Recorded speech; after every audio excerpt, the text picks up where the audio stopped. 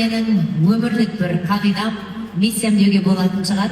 Ол қандай да бір Ләйлә Сұлтанқызы деген брендті ары қарай дамыту немесе сол танымалдылықты ұстап қалу емес. Менің ең бастысы ойлап жүрген мәселе менің қазір пайдам кімге тиеді? Бірінші өзіме, өзімнің айналама, өзімнің бала шағама, ортаға, қоғамға дегендей.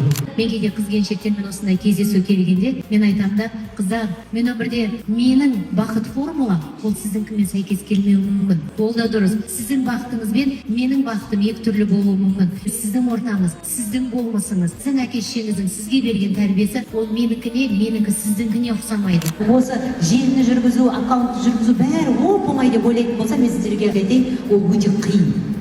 Өте қиын, және де ол бәрінің бірдей қолынан келмейді.